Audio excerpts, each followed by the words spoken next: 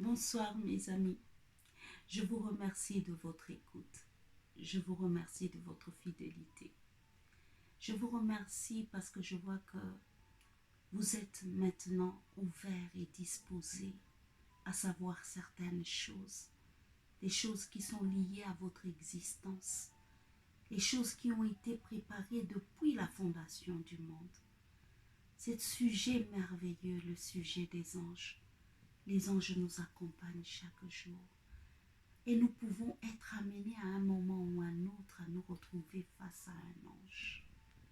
Chacun d'entre nous peut être amené à un moment ou à un autre à se retrouver face à un ange.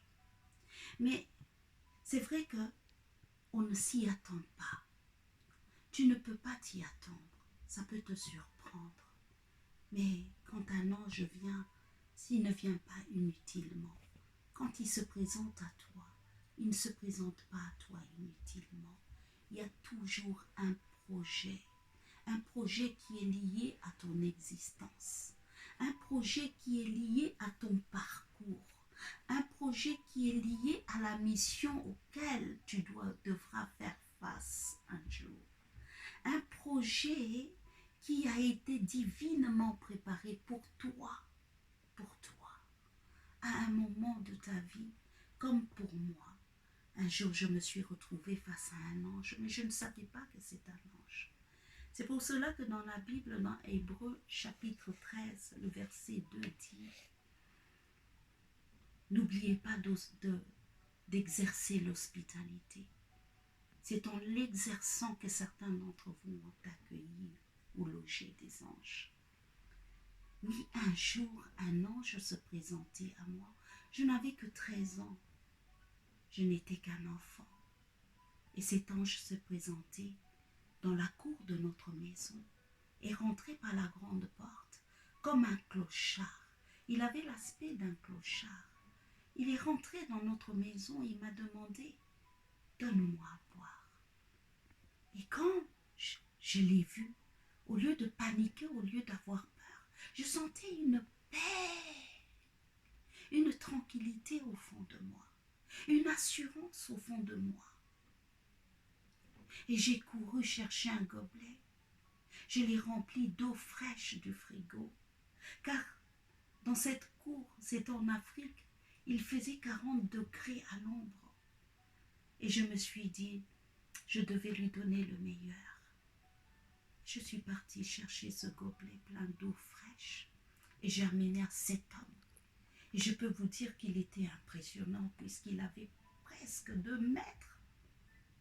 Entre 1,80 m et 2 mètres. Il était grand, il était costaud, mais il avait l'aspect d'un clochard. Je lui ai donné cette eau qu'il a pris de mes mains. Et en portant cette eau à sa bouche, il m'a regardé.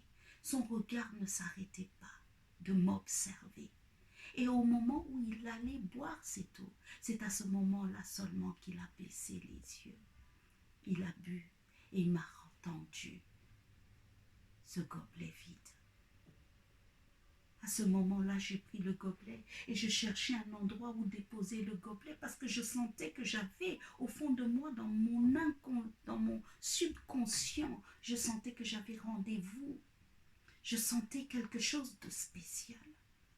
Au moment où je me suis retournée et déposé mon gobelet, je reviens, l'ange n'était plus là. Cet homme n'était plus là. Je ne savais pas que c'était un ange, mais je l'ai cherché. J'ai couru à l'extérieur pour voir par où il était parti, mais je ne l'ai pas retrouvé. Et toute ma vie, ce souvenir est resté clair jusqu'à ce jour. J'avais eu une visitation. Le pourquoi? Et pendant que je parlais de cela avec une amie, ces jours-ci, l'amie me dit peut-être qu'il était venu sonder ta bonté. Oui, sûrement qu'il était venu sonder le niveau de ma bonté. Nous devons user de bonté. Parce que ce que tu fais aux autres, tu le fais à toi-même.